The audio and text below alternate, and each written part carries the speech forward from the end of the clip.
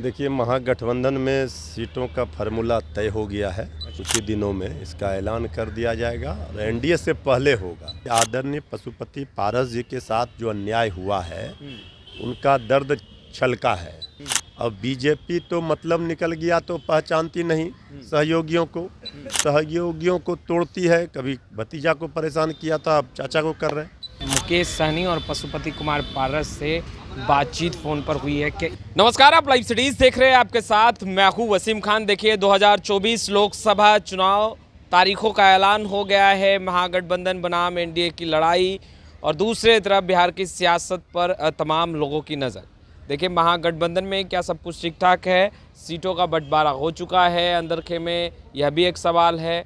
और दूसरे तरफ मुकेश सहनी क्या महागठबंधन की ओर आएंगे? हमारे साथ बातचीत करने के लिए राजद प्रवक्ता मृत्युंजय तिवारी हैं। महागठबंधन में सीटों को लेकर कब ऐलान होना है? देखिए, महागठबंधन में सीटों का फार्मूला तय हो गया है। अच्छा। और कुछ ही दिनों में इसका ऐलान कर दिया जाएगा और एनडीए से पहले होगा, जल्द ही हो जाएगा।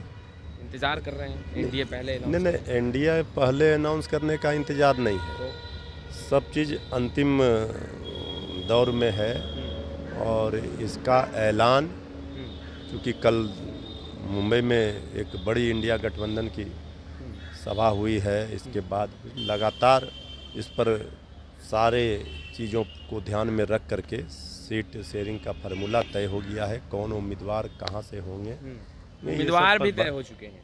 ये सब चीज़ों को लेकर के तो पार्टी हमारी 365 दिन तैयार रहती है चुनाव, और जनता का विश्वास और प्यार, समर्थन, आशीर्वाद जो जीता वो तो जन विश्वास महारैली में, जन विश्वास यात्रा में दिखा। तो मुकाबला बिल्कुल साफ है। जनता महागठबंधन, इंडिया गठबंधन के साथ है और बीजेपी इस बार साफ है।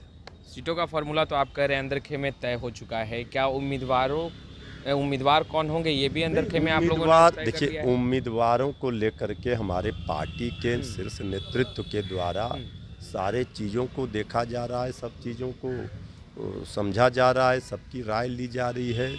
तो जो पहलवान जिताऊ होंगे उसी पर दांव पार्टी लगाती है, गठबंधन लगाती है।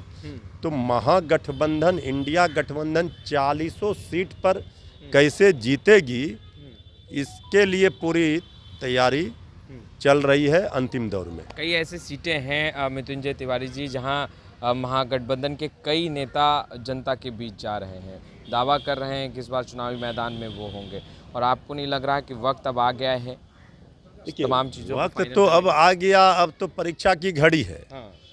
तो हमने कहा कि हमारी पार्टी 365 दिन जनता के बीच में रहती है और 17 महीने के सरकार में रहते हुए हमारे नेता प्रतिपक्ष श्री तेजस्वी यादव जी ने जो काम कर दिखाया है, उसको लेकर के जनता में एक अलग विश्वास जीता है, विश्वास हुआ है।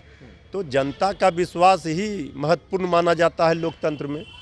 तो हमारे यहाँ जो काम की बात है, मुद्दे की बात है, उस पर ही हमारे नेता जनता के बीच में जाते हैं। 2020 के विधानसभा चुनाव में भी लोगों ने देखा था, इधर उधर की बातों से ध्यान भटकाने का प्रयास हमारे विरोधी करते हैं। लेकिन पूरा इस बार सच और झूठ और कि इस लड़ाई में, चुनावी महाभारत में 4 जून और बीजेपी के विदाई का तारीख तय है। मुकेश सहनी को कब साथ ला रहे हैं?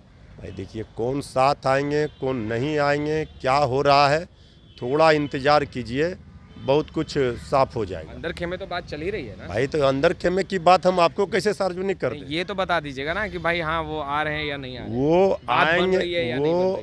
वो आएंगे कौन नहीं आएंगे, जनता साथ आ चुकी है। बात बन रही है मुकेश सहनी से? भाई, हमारी बात किससे बन रही है, किससे नहीं बन रही है, ये सब विषय जब आप लोगों को बुला करके सारी चीज़ों को सार्वजनिक किया जाएगा, चाहते जनता जानना चाहती जनता को भी पता कर देंगे, जनता को भी बता दिया जाएगा। सब चीज़ जनता को बता कर ही होगा, लेकिन थोड़ा इंतजार कीजिए।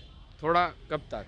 भाई, दो कब तक? तीन दिनों में क्लियर हो जाएगा? हम कह रहे हैं कि एनडीए के पहले हमारे महागठबंधन के सीटों का ऐलान हो जाएगा बंटवारे के बाद। पशुपति कुमार पारस को लेकर भी अब चर्चाएं तेज हो चुकी हैं कि वो महागठबंधन में आ सकते हैं, क्योंकि एनडीए में पूरी तरीके से बात नहीं बनी। उन्होंने प्रेस कॉन्फ्रेंस में भी कहा कि आदरणीय पशुपति पारस जी के साथ जो अन्याय हुआ है उनका दर्द छलका है।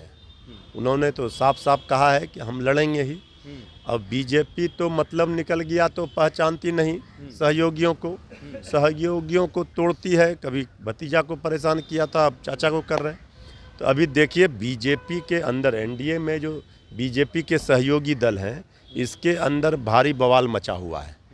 अब ये आग कैसे ठंडा होगी ये दिखता नहीं है, लगता नहीं है। नारे तो लग रहे 400 के पार।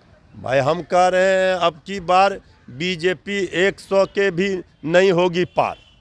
दावा है, ये दावा है, ये जनता की पुकार है। पूरा देश की जनता कर रही पुकार कि बीजेपी की 2024 में नहीं बनाएंगे सरकार। कैबिनेट का विस्तार हुआ, एक आखिरी सवाल, और कैसों का बाजार भी तेज है। कहा जा रहा है बीजेपी के विधायक खफा हैं, सरकार बचाया विधायक ने, और भारी नाराजगी है। अभी सिर्फ फुटबॉल, अभी देखिए आगे आगे होता है क्या। अभी खतरा टला नहीं है, खतरों का बादल मंडरा रहा है एनडीए सरकार पर। अभी बहुत खेल होना अभी भी बाकी है। अभी थोड़ा तो हमने कहा कि अभी देखिए तो क्या क्या होता है। खेल की शुरुआत आप लोगों की तरफ से होगी। भाई हमने तो कहा था जिस दिन हमारी सरकार गई, आदरणीय नीतीश जी गए थे जेडीयू बीजेपी के साथ, हमने कहा था कि खेल की शुरुआत उन्होंने की है, अंत करेंगे तेजस्वी यादव। एक आखिरी सवाल, जो खबरें निकल कर आ रही है कि मुकेश सहनी और पशुपति कुमार पारस से बातचीत फोन पर हुई है, क्या इसमें कितनी सच्चाई है ये बताइए। भाई देखिए ये सब चीज़ों को सार्वजनिक करने का कोई मायने मतलब नहीं बनता है। हम आधिकारिक रूप से कोई बयान अगर हमारा होगा तो हम आधिकारिक रूप से बताएंगे। कोई बातचीत नहीं हुई हम तो बातचीत राजनीति में, सियासत में सबका सबसे होता है। तो बातचीत का जब आप लोगों को आमंत्रण भेजकर बुलाकर सब चीज़ों की जानकारी दे दी जाएगी, उस दिन सब चीज़ पता चल जाएगा क्या है हमारा फार्मूला और क्या होने जा रहा है। तो आपने सुना मृत्युंजय तिवारी को फार्मूला तय कर लिया गया है सीटों का, मगर अब भी कयासों का बाजार तेज है, राजनीति गर्म है, और कहा जा रहा है कि बहुत जल्द महागठबंधन में भी सीटों को लेकर सब कुछ क्लियर हो जाएगा।